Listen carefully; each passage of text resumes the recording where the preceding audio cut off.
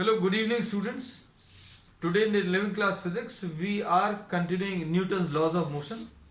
In the last class we had discussed the concepts related to free body diagram. Today we will be starting with some problems. आज अभी लोग problems से शुरू कर रहे हैं. Suppose for example question number 1. Question से अभी हम लोग सारे concepts को clear करेंगे. Suppose you are having two masses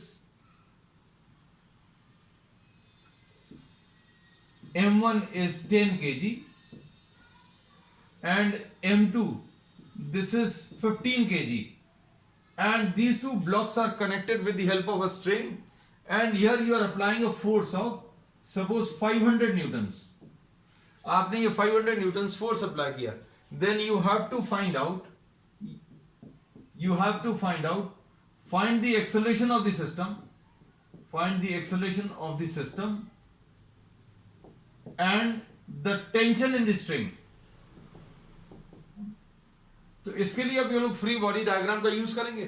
free body diagram के बारे में भी हम लोग लास्ट क्लास में डिस्कस किया था and we will be rediscussing all those points related to free body diagrams in the problems also. Suppose for example this is the first object and this is the second object. इनके free body diagrams अगर अभी हमें draw करना है then you have to separate the object from its surroundings. Object को उसकी surroundings से separate करना और सराउंडिंग्स का उस ऑब्जेक्ट के ऊपर इफेक्ट क्या है इन टर्म्स ऑफ फोर्स, वो फोर्स मार्क करना. अब इसको समझने की कोशिश करना.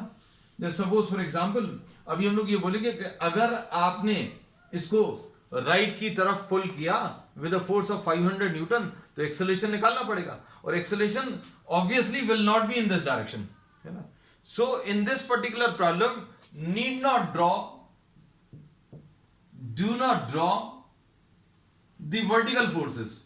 हम लोग vertical forces की बात नहीं करेंगे. क्यों? क्योंकि किसी ऑब्जेक्ट को अगर आप हॉरिजॉन्टली पुल कर रहे हो तो वर्टिकल डायरेक्शन में इक्विलिब्रियम स्टेट रहेगा. इक्विलिब्रियम स्टेट रहेगा मतलब जो भी फोर्सेस लगेंगे all those forces which are acting in vertical direction वो एक दूसरे को कैंसिल कर देंगे.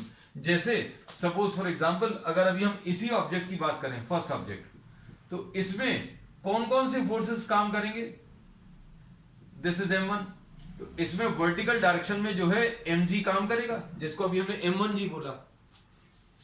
और इसकी वजह से is this object moving in downward direction? No, this is not moving because ये जो सरफेस है जिस पर ये M1 रखा हुआ है वो इसको सपोर्ट देकर रखे and this support is provided in upward direction.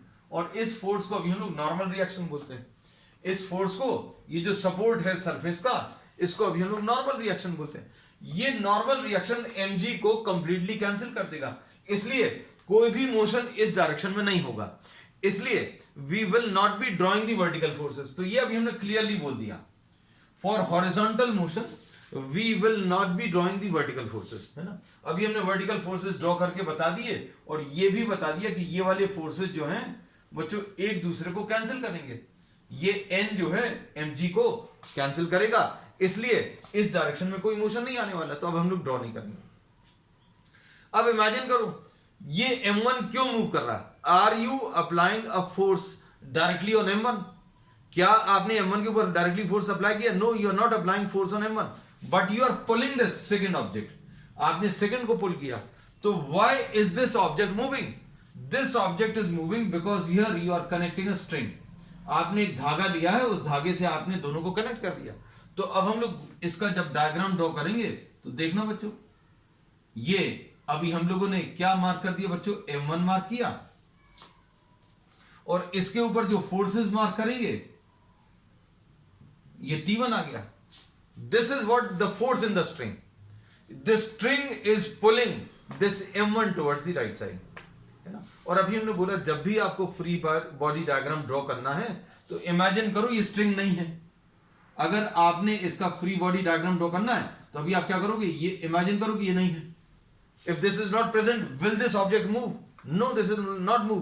तो why is this object moving? Because of the string. तो स्ट्रिंग का इफेक्ट क्या है? धागा क्या कर रहा है? धागा इसको राइट की तरफ पुल कर रहा है. ये बना दिया. So this is how you draw the free body diagram. ये आ गया.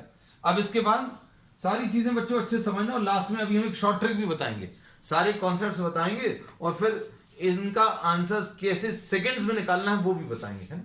अब देखो, अब इसमें अभी हम लोग क्या कर रहे हैं बच्चों, अब हम लोग सेकंड ऑब्जेक्ट मार्क करें, ये M2, इसके ऊपर कौन कौन से फोर्सेस लग रहे हैं, तो बच्चों इसके ऊपर राइट की तरफ आपने 500 न्यूटन लगाया है, ये तो प्रॉब्लम में दिया, this is given in the problem. What happens due to this string, इस स्ट्रिंग का जो टेंशन है, इस स्ट्रिंग का जो फोर्स है, इमेजिन करना if you are pulling this second object with 500 newton, और ये स्ट्रिंग अगर अलग कर दी तो क्या होगा, इसका मोशन एकदम फ्री हो जाएगा। क्यों? क्योंकि इसके पीछे एक स्ट्रिंग बंधी हुई थी, उसको भी खींच के साथ में लाना पड़ रहा था। तो इसका इफेक्ट, इस स्ट्रिंग का इफेक्ट क्या है, इस स्ट्रिंग का इफेक्ट रोकने वाला है, ये जो है इसके मोशन को रोक रहा है। क्यों? क्योंकि इसके साथ ये M1 बंधा हुआ है। This M1 is to be carried along with this M2, है ना। तो इसमें अभी हम लोग ये बोलते हैं कि ये जो धागा है, इस धागे का इफेक्ट क्या है, ये इसका मोशन रोकने की कोशिश कर रहा है। और अभी हमने एक सिंपल सी ट्रिक बताई थी आपको कि जिस ऑब्जेक्ट पर भी आप स्ट्रिंग का फोर्स बनाओगे, जिस ऑब्जेक्ट पर भी आप स्ट्रिंग का फोर्स बनाओगे, तो पॉइंट ऑफ कांटेक्ट से दूर की तरफ बनाना, इस पॉइंट ऑफ कांटेक्ट से दूर की तरफ, इधर पर इस पॉइंट ऑफ कांटेक्ट से दूर की तरफ। और चूंकि आपने इसको T1 मार्क किया, T1 की जरूरत नहीं, you are marking this as T, तो इसको भी T मार्क करना। If the string is same, string अगर सेम है तो टेंशन भी सेम रहेगा। बस ये फ्री बॉडी डायग्राम्स हो गए। किसके? M1 का फ्री बॉडी डायग्राम ये आ गया, M2 का फ्री बॉडी डायग्राम ये आ गया। और अब न्यूटन्स लॉ लगा दो, न्यूटन्स लॉ लगा दोगे आपको आंसर मिल जाएगा। न्यूटन्स लॉ क्या बोलता है? न्यूटन्स लॉ ये बोलता है कि force is equal to what, mass into acceleration. Force is equal to what, mass into acceleration. अब देखो हम लोग ये बोलेंगे कि since these two blocks are connected by a string, therefore these will move with the same acceleration। ये दोनों objects बच्चों सेम एक्सेलरेशन से मूव करेंगे। This M1 and M2, both of these will move towards the right side with a common acceleration A।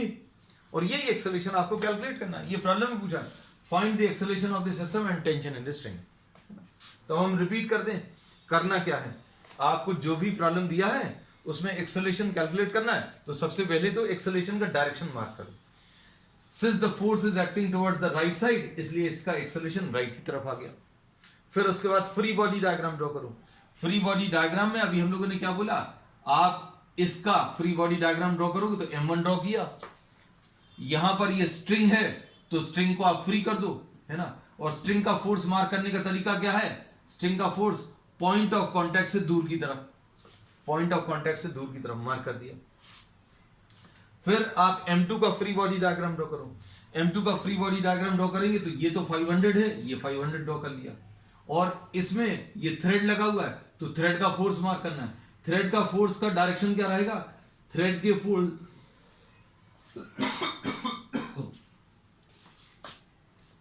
Thread के force का direction रहेगा point of contact से दूर की तरफ, ड्रॉ कर दिया।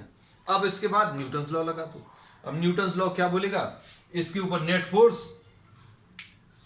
Will be equal to mass into acceleration. देखना अच्छे से, T will be equal to force will be equal to M1 into A। और इधर पर नेट फोर्स कितना आ जाएगा बच्चों, ये नेट फोर्स है, नेट फोर्स ऑन M1। अब इसके ऊपर नेट फोर्स क्या आएगा, अब since this system is accelerating towards the right side, ये राइट की तरफ एक्सेलेट कर रहा है, मतलब नेट फोर्स राइट की तरफ आएगा। Since this system is accelerating towards the right side, अगर एक्सेलेरेशन राइट की तरफ है तो फोर्स क्या होता है, मास इनटू एक्सेलेरेशन, ये भी राइट की तरफ आएगा। और अगर नेट फोर्स राइट की तरफ आएगा तो इन दोनों में से कौन सा फोर्स बड़ा रहेगा, राइट वाला फोर्स बड़ा रहेगा। तो अब हम लोग इसका कैसे इक्वेशन लिखेंगे, net force will be equal to 500 minus T. 500 minus T क्यों लिखा, टी माइनस 500 क्यों नहीं लिखा? ये बात अच्छे से समझ में आनी चाहिए। रीजन क्या है? Since the system is accelerating towards the right side, therefore the force towards the right side will be greater. मतलब 500 बड़ा रहेगा, टी छोटा रहेगा। यहां पर सिर्फ एक ही फोर्स था, इसलिए एक ही फोर्स मार्क किया। और net force will be equal to what? Mass into acceleration. और मास कितना बच्चों? m2 into acceleration a। अब m1 और m2 की वैल्यू रख लो। t is equal to what? m1 10 into a। इधर कितना आ जाएगा बच्चों? 500 minus T will be equal to m2 15 into a। अब क्या करोगे? 500 will be equal to t plus 15a। t को उस तरफ ले गए, t की वैल्यू रख लो। t की वैल्यू रखेंगे तो कितना आएगा बच्चों? इसको यहां पर लिख ले रहे हैं। 500 is equal to 10a plus 15a। मतलब ये कितना आ जाएगा? 25a। तो 500 is equal to 25a। a की वैल्यू कितनी आ जाएगी बच्चों? 500 डिवाइडेड बाय 25। ऐसा कुछ आ जाएगा। 25 2 जार, तो एक्सेलरेशन कितना आ गया? 20 मीटर्स पर सेकेंड स्क्वायर। एक्सेलरेशन 20 मीटर्स पर सेकेंड स्क्वायर। टेंशन कितना आएगा? टेंशन इन द थ्रेड आप इसमें रख दो या इसमें। ये फर्स्ट इक्वेशन है बच्चों, ये सेकंड इक्वेशन है। इन दोनों में से किसी में भी a की वैल्यू रख दो। a की वैल्यू कितनी है? 20 है।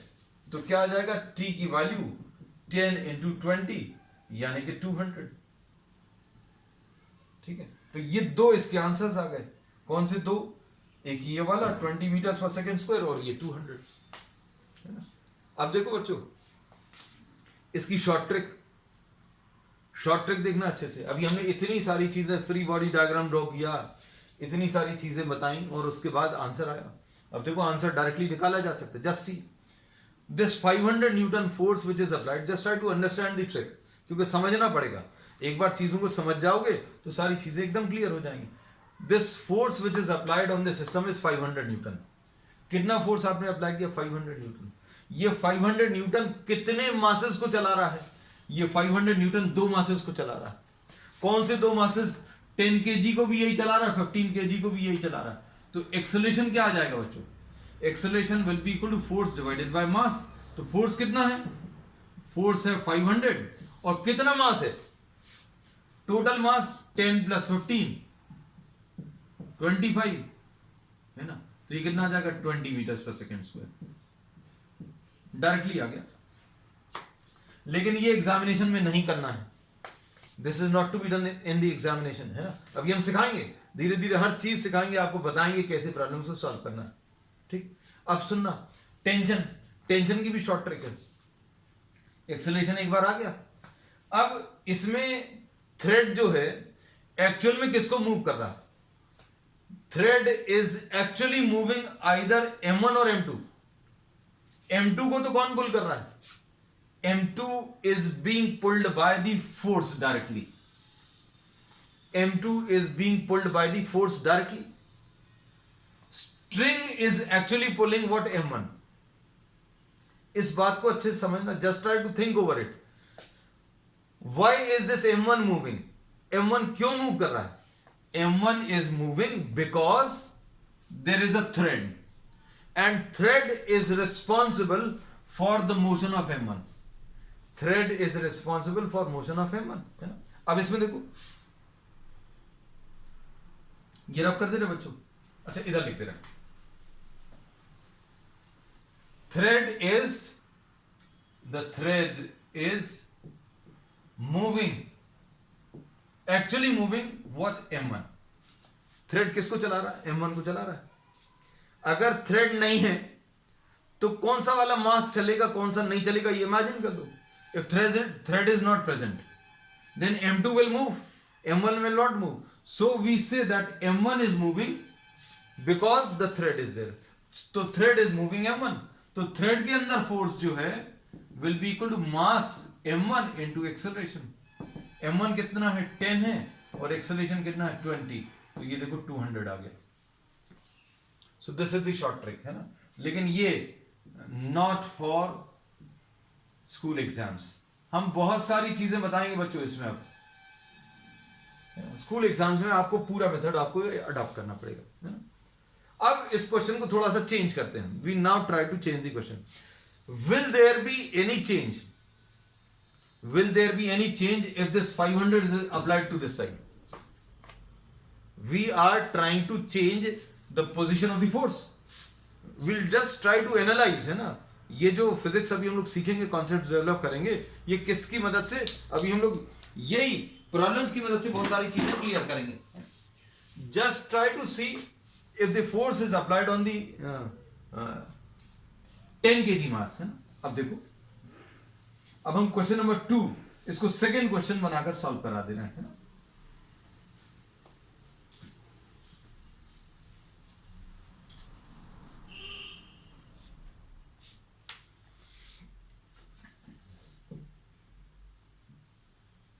This is M1, this is M2, M1 is 10 kg, ठीक है, and M2 is 15 kg, and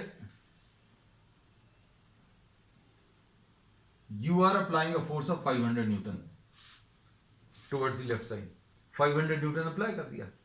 अब इसमें क्या करेंगे, ये this is question number 2। Draw the free body diagrams. Free body diagrams draw करो, है ना। कैसे ड्रॉ करोगे बच्चों, बहुत सिंपल है।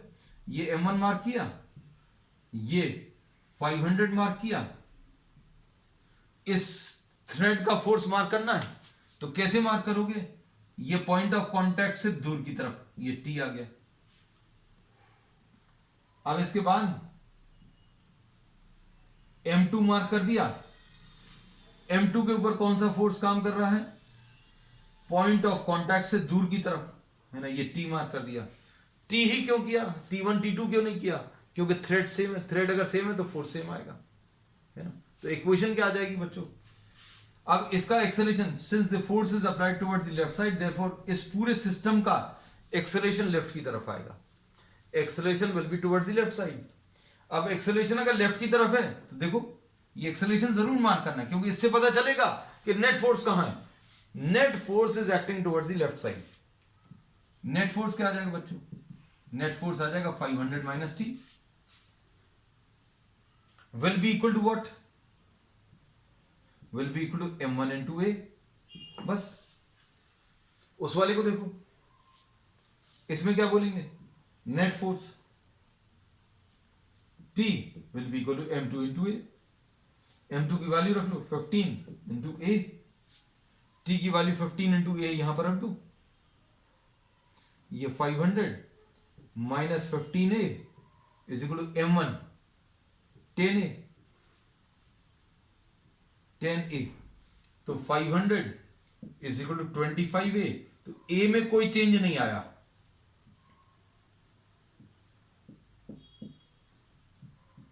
ट्वेंटी मीटर्स पर second square.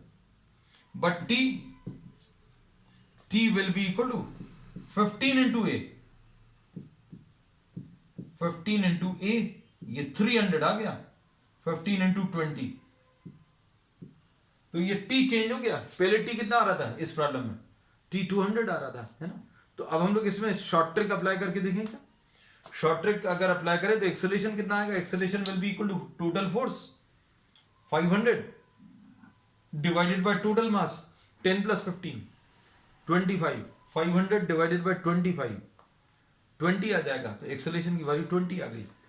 This string is pulling which force, sorry, the string is pulling which mass, this string is pulling M2। so the string, इसमें लिखेंगे the string pulls M2, इसलिए T will be equal to M2 into A। ऐसा कह सकते हैं। M2 कितना है, M2 15 है और A कितना है 20 है, तो 15 into 20, so this can be calculated directly, है ना। तो बच्चों ये एक क्वेश्चन मिल गया, है ना। अब देखो, अब क्वेश्चन को थोड़ा सा बड़ा कर रहे हैं, है ना। We were having what, this was the simplest of the cases in which we have calculated the tension. अब इसमें देखो, we will now change this question slightly, है ना, थोड़ा सा चेंज करेंगे, ज्यादा नहीं, है ना, क्योंकि ज्यादा चेंज अभी हम लोग एकदम से नहीं करेंगे. Will just try to understand the concepts, है ना, with the help of simple problems. और सिंपल प्रॉब्लम्स लेने के बाद फिर अभी हम लोग थोड़े से टफ प्रॉब्लम्स पे जाएंगे. क्वेश्चन नंबर 3, है ना. अब इसमें क्या,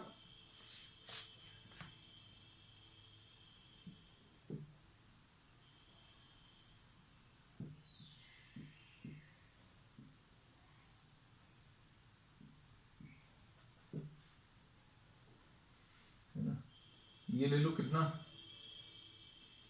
ये 5 kg ले लो, दिस इज 10 kg, 5 और 10 15, 15 और 15 30, और ये कितना ले लो, 60 न्यूटन ले लो. चलो ठीक.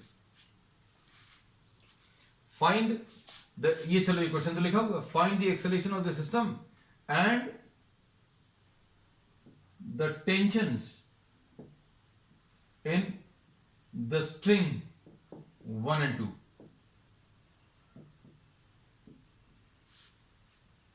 ठीक है. अब देखो फ्री बॉडी डायग्राम ड्रॉ करना है. अब इसमें since the force is applied towards the right side, सबसे पहला काम mark the direction of acceleration. तो एक्सेलरेशन फोर्स, अगर आप if you are applying force towards the right side, then it is quite obvious that the system will accelerate towards the right side. Left की तरफ नहीं जाएगा. If you are applying force towards right side, then the system will accelerate towards the right side. Next step, draw the free body diagrams. Free body diagrams draw करने का तरीका क्या बोला अभी हम लोगों ने, 5 kg, है ना, ये 5 kg ले लिया. अब इसके बाद इसमें क्या करोगे, पॉइंट ऑफ कांटेक्ट से, हमने बहुत सिंपल एक तरीका बताया है बच्चों. टेंशन का बहुत कंफ्यूजन रहता है बच्चों को कि in which direction to mark the tension. Thread का जो फोर्स है कैसे मार्क करना है, तो भाई थ्रेड यहां पर कनेक्टेड है. आपको अगर ज्यादा दिक्कत जाती है, you can mark this as point A, तो ए नाम लिख लो. तो ए पॉइंट पर, पॉइंट ऑफ कांटेक्ट से जहां पर ये बांध के रखा है उससे दूर की तरफ, तो ये बच्चों T1 आ जाएगा. T1 मार्क कर दिया. अब हमें क्या करना, फ्री बॉडी डायग्राम्स में इसको अलग बनाना है, इसको अलग बनाना है, इसको अलग बनाना है. अलग करके जो इंटरएक्टिव फोर्सेस हैं, मतलब ये थ्रेड के कारण जो फोर्सेस हैं वो मार्क कर लो, क्योंकि these are connected by threads. अब देखो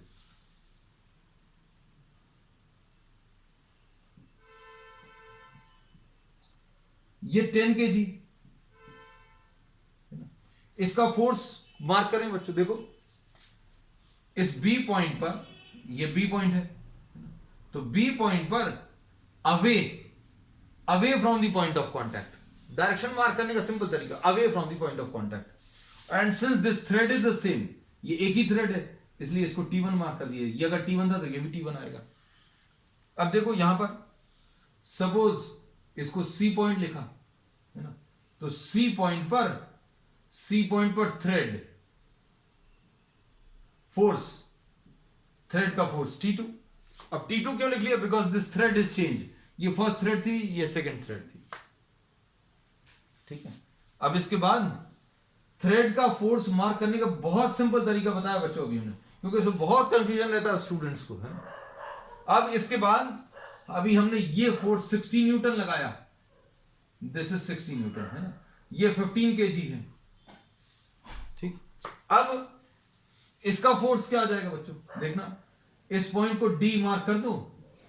D पॉइंट पर, ये पॉइंट ऑफ कांटेक्ट है, यहां पर फोर्स का डायरेक्शन क्या आएगा, फोर्स का डायरेक्शन दूर की तरफ.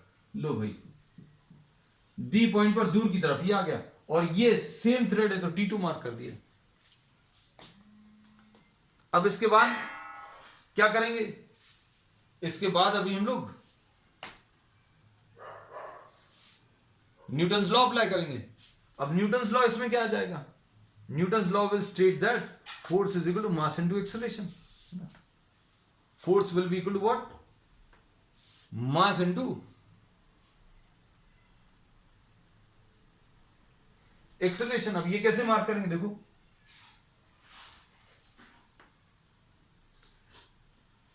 ये फोर्स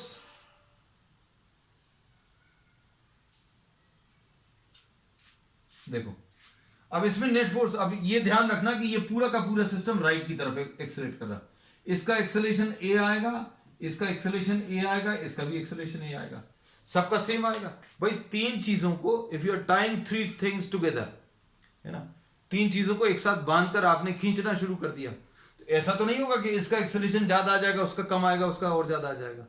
मतलब तीनों का एक्सेलरेशन एक साथ ही एक जैसा आएगा, है ना। So all these three will have the same acceleration. अगर इसका एक्सेलरेशन ज्यादा होता तो क्या होता, this would have moved ahead, ये आगे निकल जाता, लेकिन ऐसा कभी कुछ होता नहीं है ना। These are moving with the same acceleration. अब क्या करेंगे, नेट फोर्स कितना आ जाएगा, इसके ऊपर तो there is only one force, इसके ऊपर केवल एक फोर्स है, तो T1 will be equal to, force क्या होता है, मास इनटू एक्सेलरेशन, तो मास कितना है 5 है, और एक्सेलरेशन इसका a है, ये हो गया मास इनटू एक्सेलरेशन।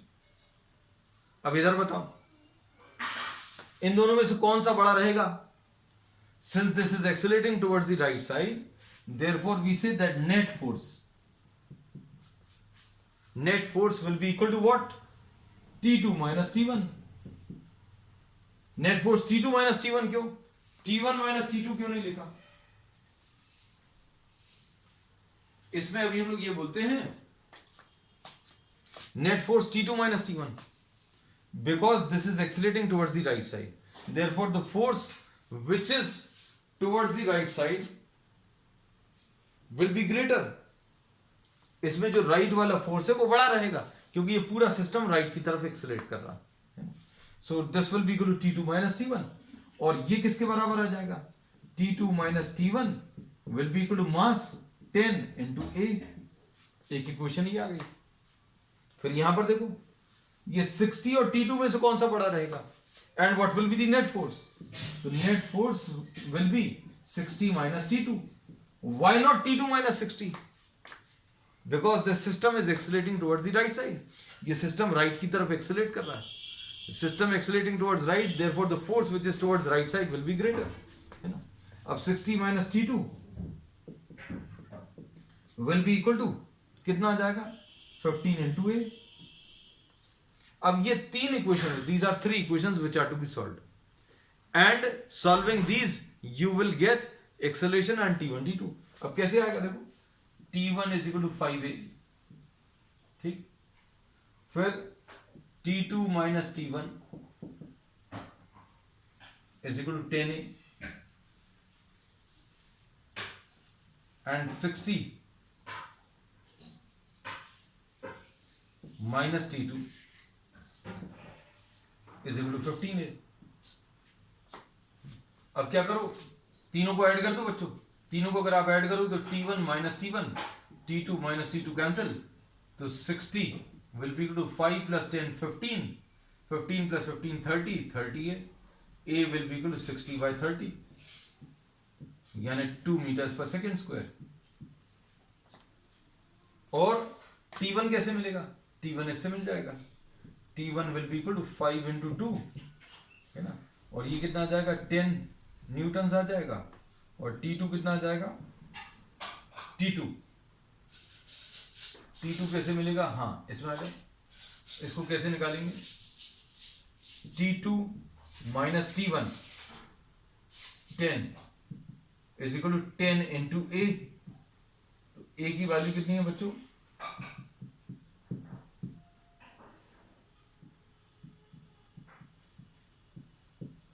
T2 की वैल्यू 30 न्यूटन्स,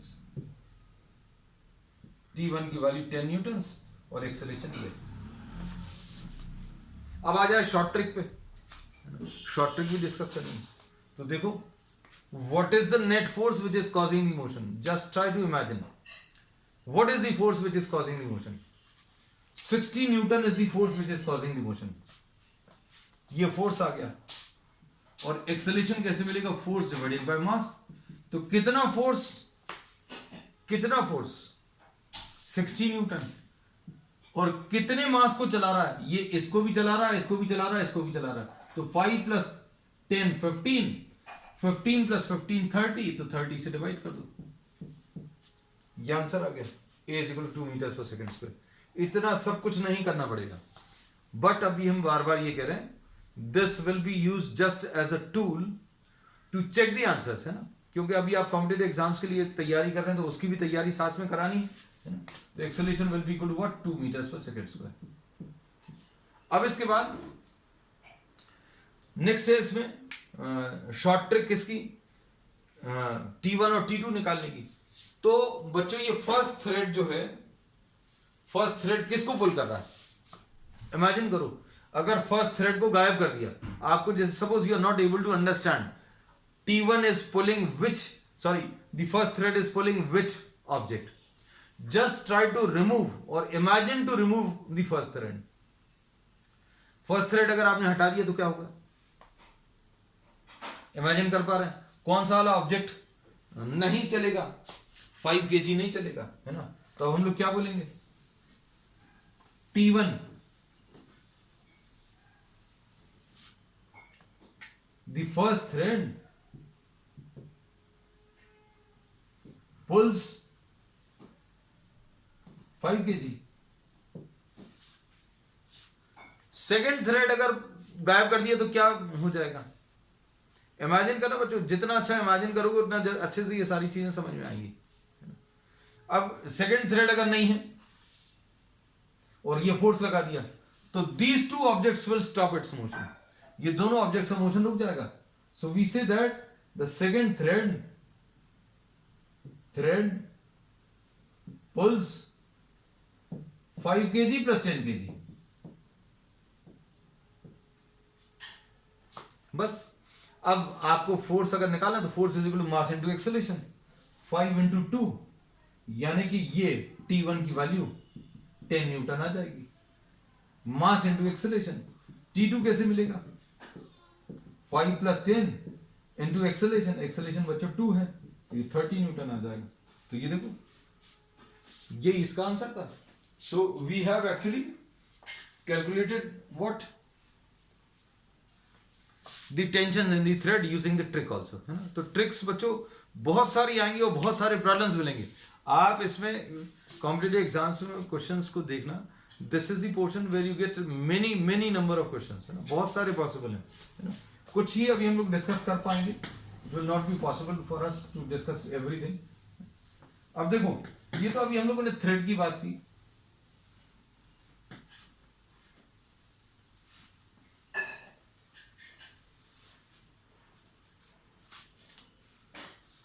क्वेश्चन नंबर 4, है ना। अब इसमें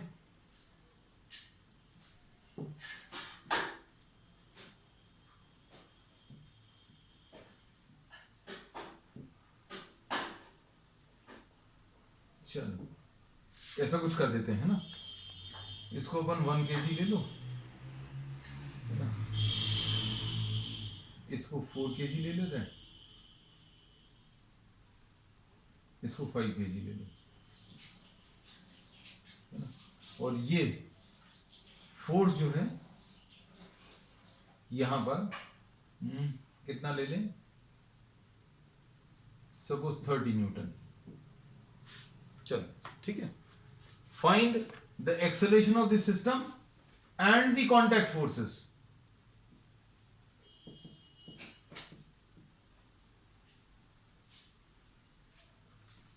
अब बच्चों थ्रेड की जगह क्या आ गया, बीच में डायरेक्ट कांटेक्ट आ गया, है ना। अब अभी हम लोग थ्रेड से ऐसा फोर्स तो लगा नहीं सकते थे, थ्रेड से ऐसे ही पुल कर सकते थे, है ना, तो या फिर थ्रेड से इधर की तरफ पुल करते हैं। तो अब हम लोग क्या बोलेंगे, देखो सपोज ये कांटेक्ट बच्चों ए पॉइंट नाम दे दिया, है ना, ये वाला कांटेक्ट बी पॉइंट नाम दे दिया। अब कांटेक्ट फोर्सेस मार्क करने का बहुत अच्छी ट्रिक क्या है,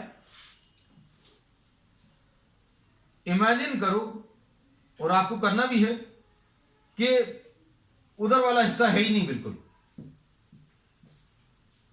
अब अगर ये नहीं है, सपोज ये 4 kg और 5 kg नहीं है, तो क्या होगा, ये बहुत फ्रीली चलेगा भाई। आप इसको 1 kg को चलाने की कोशिश कर रहे हो, but what is happening, some more blocks are placed on the right side, So what are these blocks trying to do?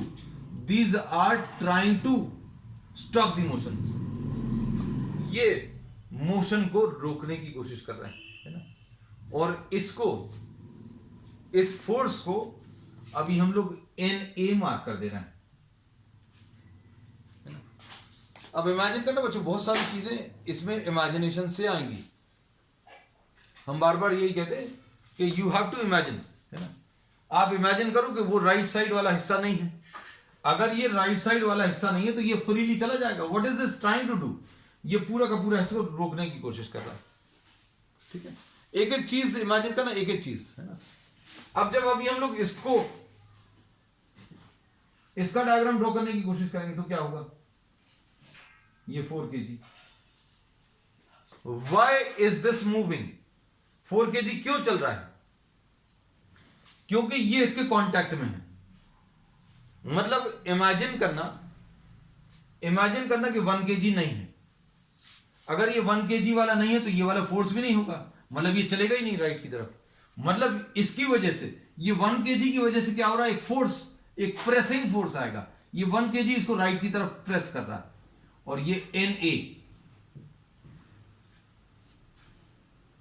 और इसमें ये याद रखना बच्चों, ये जो भी फोर्सेस हैं, ये जो भी फोर्सेस अभी हम लोग मार्क करते हैं, ये एक्शन रिएक्शन पेयर में आएंगे। ये कांटेक्ट फोर्सेस हैं बच्चों, ये कांटेक्ट के कारण, दीज आर कांटेक्ट फोर्सेस, है ना? अब इसमें अभी हमने बोला ये 4 kg क्यों चल रहा है? ये 4 kg क्यों चल रहा है? क्योंकि 1 kg इसको राइट की तरफ प्रेस कर रहा है, और राइट की तरफ अभी हमने प्रेस करा दिया। अब इसमें 5 kg का जब आप डायग्राम ड्रॉ करोगे तो क्या आएगा? ये 5 kg क्यों चल रहा है राइट की तरफ? क्योंकि ये 4 kg वाला इसको राइट की तरफ पुश कर रहा है बी पॉइंट पर, और इसको अभी हम लोग NB मार्क कर दे रहे हैं, नॉर्मल रिएक्शन एट बी। और इसका एक्शन रिएक्शन पेयर है। मतलब इसको इमेजिन करना, जब आप इसको बना रहे हैं, इसका जब फ्री बॉडी डायग्राम ड्रॉ किया, तब अभी हमने बोला कि 1 kg इमेजिन करो नहीं है। 1 kg अगर इमेजिन करेंगे नहीं है तो क्या होगा? ये चलेगा ही नहीं। अब ये 4 kg क्यों चल रहा है? क्योंकि ये 1 kg इसको प्रेस कर रहा है, तो ये NA बना लिया। अब राइट साइड में भी तो इमेजिन करो, राइट साइड में इमेजिन करो ये नहीं है। अगर ये नहीं है तो क्या होगा? इसका 4 kg का मोशन फ्री हो जाएगा। भाई आपने अगर इसको हटा दिया तो ये 4 kg आसानी से चलेगा। तो मतलब ये क्या कर रहा है? 5 kg इसको रोकने की कोशिश कर रहा है, ये इसको ऐसा रोकने की कोशिश कर रहा है, तो NB। तो ये देखो, जब भी आप NB 2 जगह बनाओगे, ये लेफ्ट की तरफ तो ये राइट की तरफ, किसी एक जगह का अगर आपने बना लिया, दूसरा बिना सोचे ऑपोजिट डायरेक्शन में बना देना। जैसे NA अगर आप बना पाए लेफ्ट की तरफ, तो NA राइट की तरफ इधर बना लेना।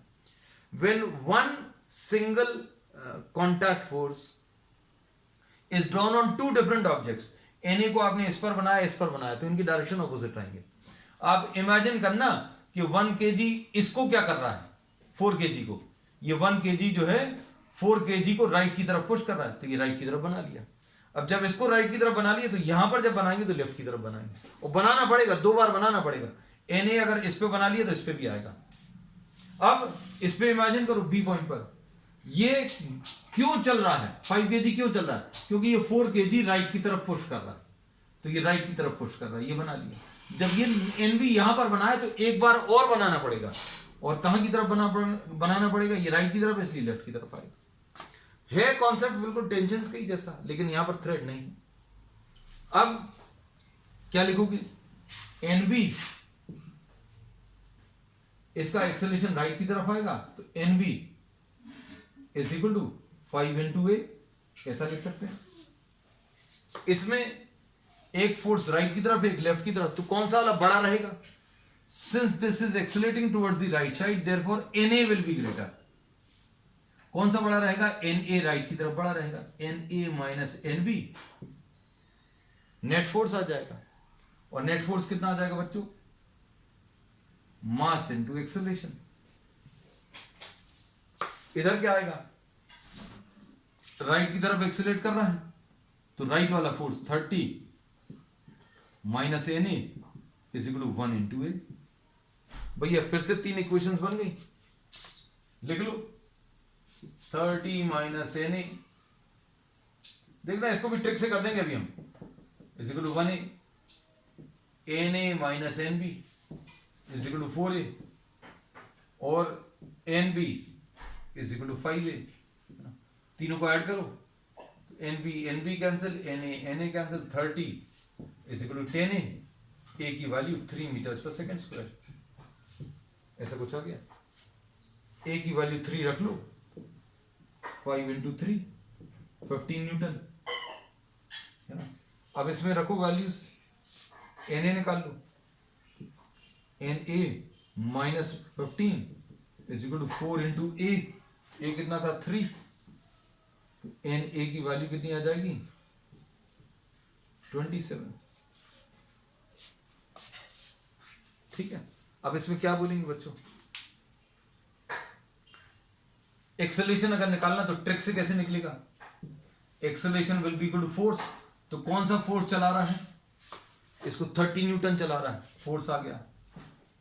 कितने मास को चला रहा है, acceleration is force divided by मास, है ना। अब देखना मास कितने मास को चला रहा है, 1 प्लस 4 प्लस 5, 1 प्लस 4 प्लस 5, ये 5 प्लस 5 10, मतलब ये 30 डिवाइडेड बाय 10 यानी 3 मीटर्स पर सेकेंड स्क्वायर। ये आंसर आ गया, सिंपल है। अब इसमें देखो ये वाला जो कांटेक्ट फोर्स है यहां पर बीच में, वो किसको चला रहा है, सिर्फ 5 kg को चला रहा है। यहां पर जो फोर्स रहेगा वो सिर्फ 5 kg को चलाएगा, और कितना फोर्स रहेगा, mass into 3, mass into acceleration 3, मतलब 15 आ जाएगा। तो यहां वाला कांटेक्ट फोर्स देखो 15, यहां वाला जो फोर्स रहेगा बच्चों देखना, यहां पर जो फोर्स लगेगा वो इन दोनों को चलाएगा। यहां पर जो फोर्स रहेगा, ये जो फोर्स रहेगा कांटेक्ट फोर्स, ये 4 और 5 दोनों को चलाएगा। तो फोर्स कितना आ जाएगा, Na will be equal to 4 plus 5, दोनों को चलाएगा, और कितने एक्सेलरेशन से 3, तो 4 प्लस 5 9, 9 इंटू 3 27। तो आंसर इसका कितना कहां गया बेटा, हाँ 27 newton. So you got the answer. तो बच्चों अब आज के लिए इतना ही, we will continue with many more such problems on the next one. That's all for today.